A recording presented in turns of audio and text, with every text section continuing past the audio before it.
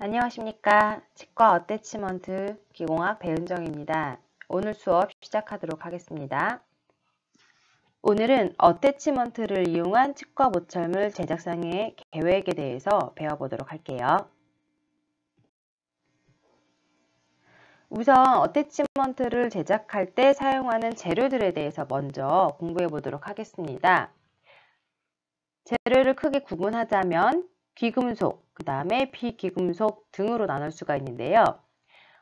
귀금속 재료 중에서는 대표적으로 골드, 티타늄이 해당이 될 수가 있을 것 같고요.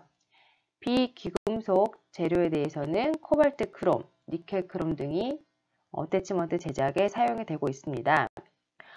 비용적인 문제, 그 다음에 작업성의 이런 편리함을 봤을 때는 현재로서는 코발트 크롬이 가장 대표적으로 많이 사용이 되고 있을 수는 있겠지만 예전에는 니켈 크롬도 많이 사용을 하긴 했거든요. 근데 이제 니켈 크롬 같은 경우에는 성분상에 인체에 유해한 물질이 있다는 게 밝혀지면서 현재는 이런 어태치먼트 뿐만 아니라 파셜 덴처라든지 PFM에서도 니켈 크롬을 전혀 사용을 하진 않고 있죠.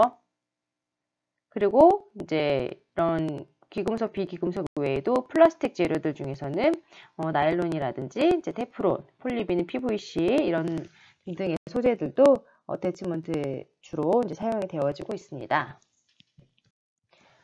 제작 과정에 대해서 간략하게 구분해서 좀 보자면요. 우선 어태치먼트는 솔더링하는 방법, 그 다음에 캐스팅하는 방법 이렇게 크게 두 가지로 구분할 수가 있습니다. 솔더링하는 방법은요, 이렇게 이미 제작이 되어진, 이미 이제 금속으로 만들어진 이 어태치먼트끼리 연결하는 방법일 텐데요. 이렇게 금속으로 이미 만들어져 있는 어태치먼트와 아니면 어태치먼트 혹은 보철물끼리 연결할 때 이렇게 서로 이제 솔더링 가는 과정을 거치면서 두 개를 연결하게 되겠죠. 그러면서 이거 같은 경우에는 이제 고정성 보철물 연결 시에 가장 많이 쓰여지는 방법으로 현재는 적용이 되고 있습니다. 그리고 캐스팅 방법 같은 경우에는요. 금속이 아닌 왁스나 레진으로 되어 있는 이 어태치먼트를 연결할 때 쓰여지는 방법인데요. 왁스 또는 수지캡에서 원하는 위치에 부착물의 구성 요소, 일반적으로는 이제 피메일이죠. 이거를 직접 삽입한 다음에 함께 주조하는 그런 방식으로 제작이 되어지고 있습니다. 그럼 어태치먼트 제작 과정 중에서 이제 치관 내 어태치먼트를 제작하는 걸 한번 같이 보도록 하겠습니다. 먼저 예비 과정이 필요하죠.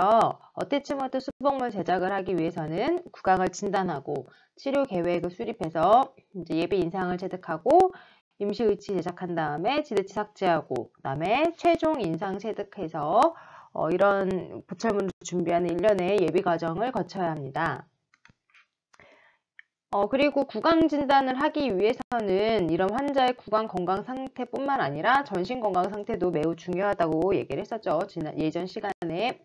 그래서 이제 가능하다면 환자가 전에 사용했던 수복물에 대해서 논의하고, 그다음에 현재 환자가 요구하고 있는 조건이라든지 희망사항이라든지 그런 것들이 어떤 건지를 파악을 해야 합니다.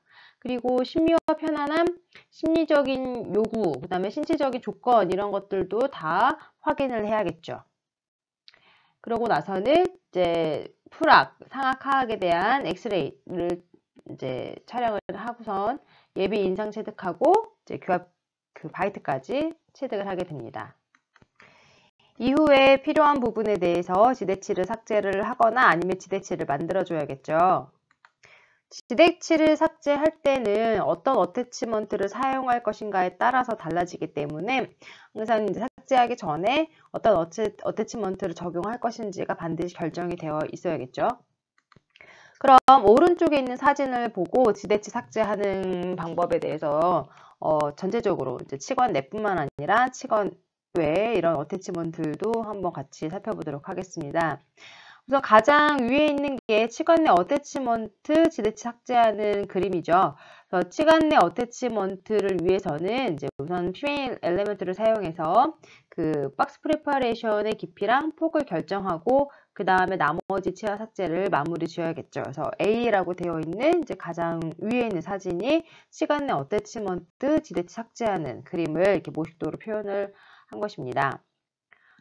그리고 두 번째에 있는 치관 외 어태치먼트 같은 경우에는요, 뭐 특별하게 지대치 형성을 할 필요는 없습니다. 어차피 이제 치관 바깥 부분에 부착이 되는 거기 때문에 뭐 특별히 삭제 과정을 거치진 않지만, 어태치가 부착될 부위에 대해서는 이제 치아의 변형 또는 이제 치은 연화로 서브진지발이죠. 삭제하는 게 권장은 되고 있습니다. 지금 두 번째 그림이겠죠.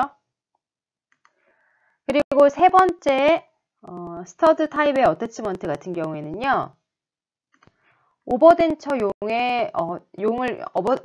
용을 위해서 제작을 한다라고 하면은 이런 경우의 지대치는 이제 조직면의 높이까지 삭제를 한 이후에 근관 치료를 거쳐야 합니다. 그리고 마지막 D 부분이죠. 이제 네 번째 그림을 한번 보시면은요, 이제 PKH용의 바타입 어태치먼트를 제작하기 위해서는 이런 지대치의 경우 조직면의 높이까지 삭제를 하고 치근관 치료를 하게 됩니다. 그리고 각각의 치근관은 서로 평행해야지만 이제 삽입 방향이나 이런 게 고려가 되어야 되겠죠. 만약에 이게 평행하지 않다라고 하면은 이제 치근 가운데 적어도 하나의 치근 위에 스크류 엘리먼트를 부여를 해야지만 어느 정도 유지력을 유지할 수가 있게 됩니다.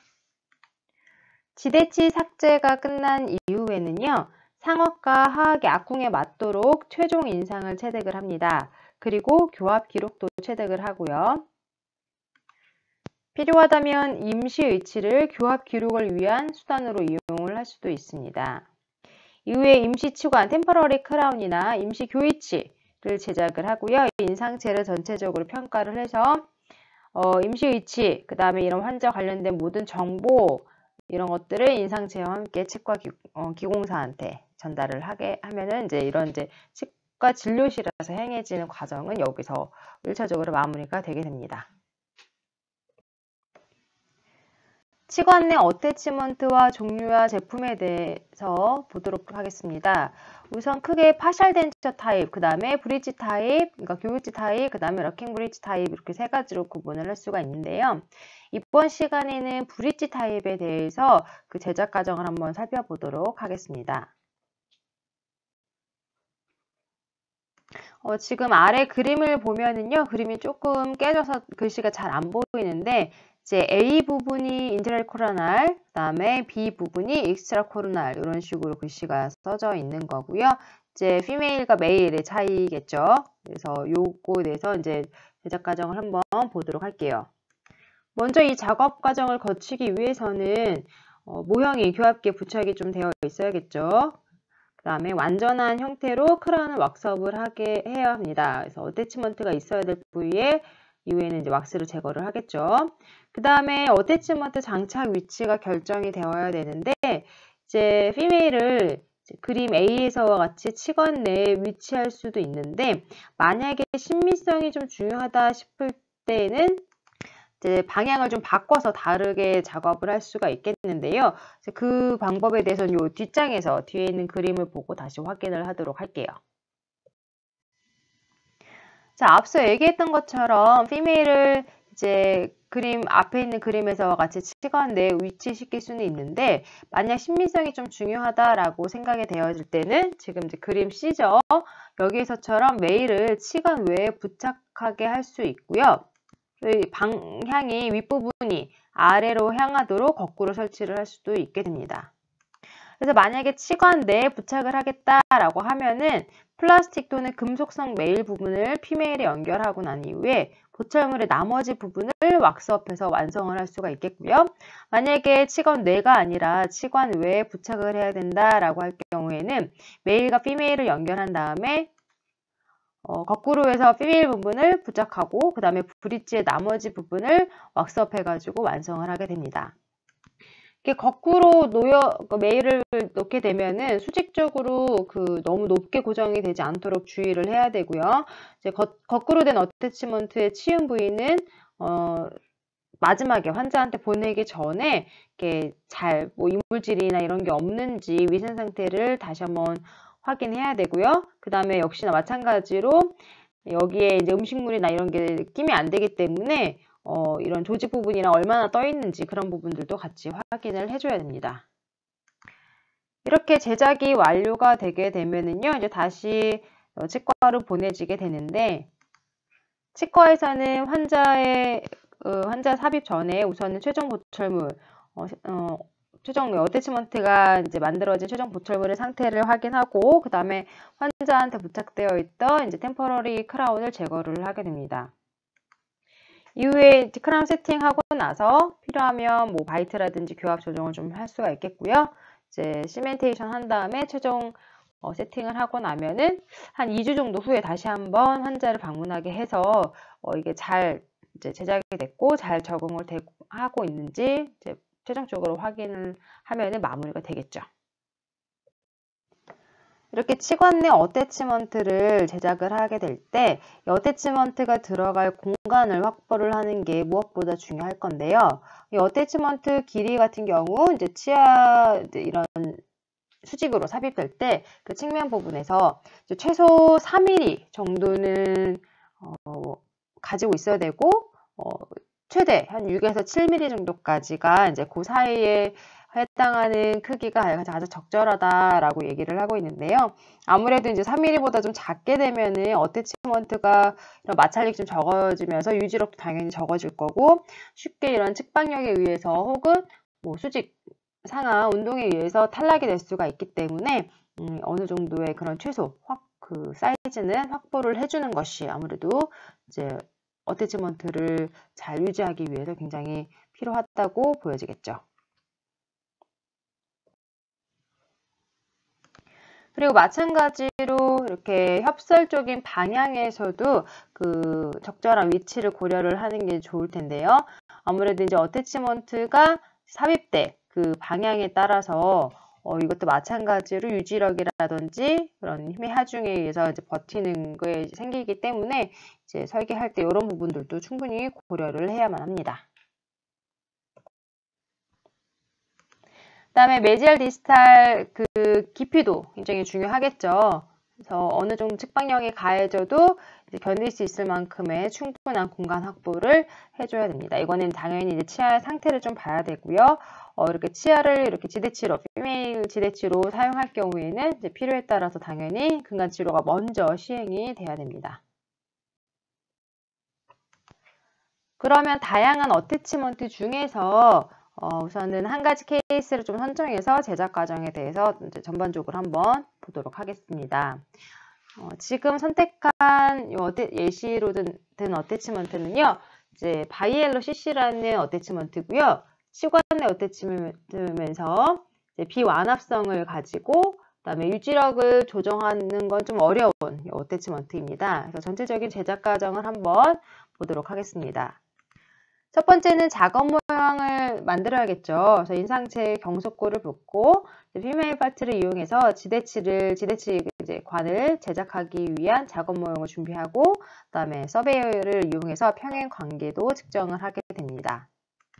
그다음에 피메일을 크라운에 삽입하기 위해서 이 피메일 파트를 서베이어의 밀링 머신 인서트에 삽입을 하고 이제 우리 앞에서 배웠던 근원심 관계의 위치, 그 다음에 박스 프레퍼레이션의 그 깊이나 위치 이런 것들을 모두 고려해서 적절한 위치에 삽입을 하게 됩니다.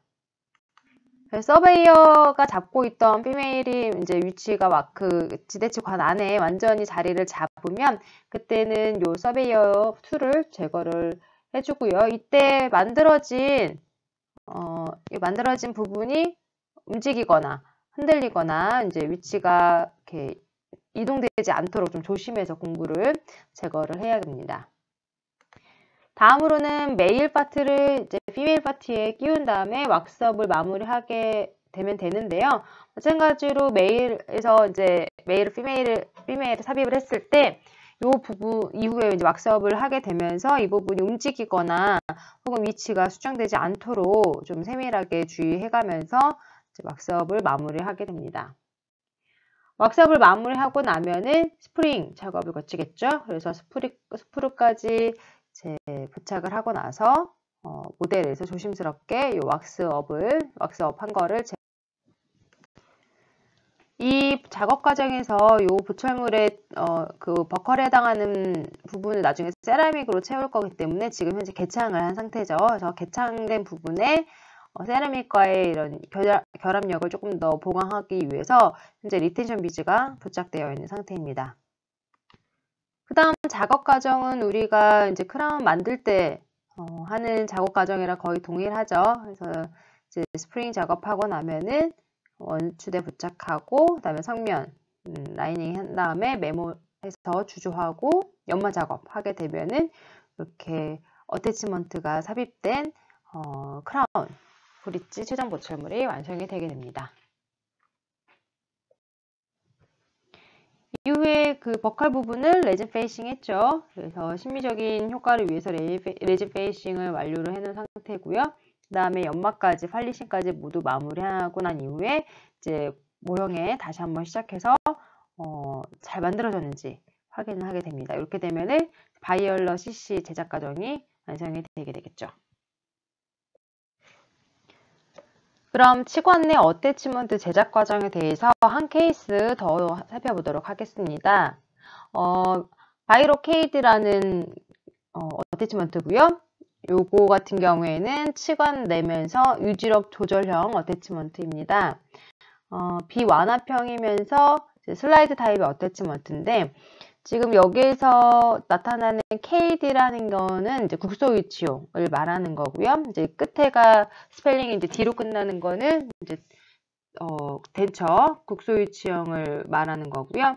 요거 같은 경우에 이제 종류가 좀 여러 가지가 있는데 뒤에가 KC로 끝나는 거는 브릿지형 교유치용으로 이제 나온 어태치먼트라고 보시면 될 것 같고요. 그다음에 뭐 ID라고 나온 것도 있는데 이것도 마찬가지로 이제 국소유치용으로 나온 거라 이제 용어의 이름에 따라서 좀 용도가 다르다는 거 알고 계시면 될 것 같고요. 한번 이제 살펴보도록 하겠습니다. 자, 마찬가지로 첫 번째 단계에서는 작업 모형을 준비를 해야겠죠. 그래서 여기서 이제 크라운 부분, 지대치에 해당하는 부분에 대해서는 이제 핀 작업까지 완료가 된 상태고요. 그 다음에 2-5, 6번 사진을 보시면은 이제 피메일 파트가 삽입이 돼야 되기 때문에 이 부분에 대해서 이제 서베잉 작업을 이제 진행하고 있습니다. 그래서 피메일이 삽입돼서 이제 메일이라고 같이 삽입될 부분에 대한 착탈로를 결정을 해야겠죠. 그래서 착탈로를 결정하고 피메일 파트랑 납형과의 부착 위치를 이제 먼저 확인하고 결정한 다음에 이제 박스 프레퍼레이션을 만들어 주게 됩니다. 여기서는 플라스틱 피메일이 사용이 되는데요. 이 플라스틱 피메일 파트를 이런 서빙 밀링 머신 인서트에 삽입한 다음에 앞에서 마찬가지로 적절한 위치 물론 당연히 제작하기 전에 위치는 먼저 선정이 되어 있어야겠죠. 그래서 적절한 그 박스 프레퍼레이션의 위치를 선정한 다음에 그 부분에 피메일을 위치시키고 나서 나중에 이제 공구를 제거를 해주게 됩니다. 이거는 앞에서 얘기했던 것처럼 KD, 즉 국소위치용으로 제작될 어태치먼트이기 때문에 이 국소위치의 파지 완성을 위해서 지금 이제 그림에서와 같이 그림 2-9, 10 이렇게 나와 있죠. 이거와 같이 이제 국소위치의 파지, 안정 이런 것들을 위해서 설치엽 유도면이랑 그 다음에 스테빌라이저를 형성을 해주게 됩니다. 그다음에 여기 이제 교과서에 나온 부분에는 주조 과정이 생략은 됐는데 주조 과정이나 이런 부분은 이제 다른 보철 우리가 흔히 제작하는 크라운 브릿지 제작하는 보철 그 주조 과정이랑 거의 동일하기 때문에 별도로 이렇게 제시되지는 않았고요. 지금 2-12번까지 이제 납형 제작이 완료가 되게 되면은 이후에 주입선 설치해서 메모하고 주조하고 연마하는 일련의 과정은 동일하다라고 보시면 될 것 같습니다. 그 다음에 이렇게 만들어진 이제 금속관을 메탈 밀링 과정을 거치게 되고요. 이제 버컬 쪽은 신비성을 위해서 지금 현재 포세린 작업이 되어 있죠. 지금 사진에서 여러분들 보이실지 잘 모르겠지만 2-13, 14 부분 보면은 버컬 쪽에 현재 이제 포세린으로 작업이 된 상태입니다. 그래서 지금 요 이제 도제관 부분까지 완성이 되게 되면은 모델을 장착해서 적합 과정까지 거치고 나면은 우선은 1차적인 요 이제 파셜 덴처와 연결하기 전에 요 지대치 관에 해당하는 부분에 피메일까지 제작이 완료가 됩니다.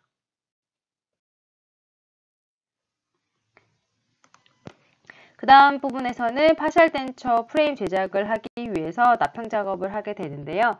이렇게 이제 연마까지 완료가 된 도제관 부분이 있고요. 그 다음에 이 부분 포함해서 이제 모형의 플러그 아웃을 실시를 하게 되겠죠. 나중에 이제 내화성 모형 작업을 해야 되기 때문에. 그래서 이거 플러그 아웃 작업을 한 다음에 이거를 토대로 내화성 모형을 만들고요. 이제 그 위에다가 왁스업을 하게 됩니다. 파셜 덴처 프레임 제작을 위한 왁스업 작업을 하게 되겠죠. 그래서 지금 그림 2-23, 2-22, 23, 24 부분이 지금 현재 그 파셜 덴처 프레임 제작을 위한 작업 모형 제작과 그 다음에 왁스업, 그 다음에 왁스업을 이제 캐스팅한 이후까지가 이렇게 사진으로 제시가 되어 있습니다. 그 다음 단계에서는 이 앞에서 있던 부분에 이제 좀 추가적인 부분인데요. 앞에서는 이제 2-24에서는 작업 모양의 주모형에 요 메탈 프레임 장착된 것까지 이렇게 나와 있었는데 이 부분 다시 한번 보자면 2-25, 26에서는 이제 연마해서 이제 장착하는 그 과정을 나타내고 있고요. 이게 완전히 이제 그 프레임 위에다가 이렇게 일치상까지 시작이 되게 되면은 이제 최종적으로 보철이 완성이 되게 됩니다.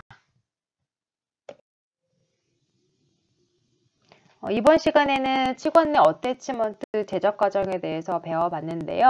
우선 이 기공 작업하기 전에 치과 안에서 행해지는 이런 준비 과정들, 예비 과정들, 그 다음에 이제 기공소로 왔을 때 기공소에서 작업하는 치관 내 어태치먼트의 전반적인 제작 과정, 즉 작업 모형 제작부터, 그다음에 서베잉 작업, 그다음에 이런 설치를 위한 그다음에 이런 위치라든지 깊이 이런 것들 확인하는 과정, 그다음에 납형 제작하고 그다음에 스프를 달아가지고 매몰하고 주조해서 연마한 다음에 시적하고 필요에 따라서는 이제 버커 부분에 대한 레이즌 페이싱 작업 혹은 이제 도제 작업, 그다음에 이거를 크라운 브릿지용, 그 다음에 파셜 덴처용 이런 식으로 이제 예시를 들어서 설명을 했었습니다. 자, 오늘의 퀴즈 12주차 오늘의 퀴즈 나갑니다. 치관 내 어태치먼트에서 두 가지 종류 예시를 들어서 설명을 했는데요. 요 예시를 들었던 요 두 가지 어태치먼트의 이름을 적어서 제출하시면 됩니다. 그럼 오늘 수업 여기서 마치도록 할게요. 모두 수고 많으셨습니다.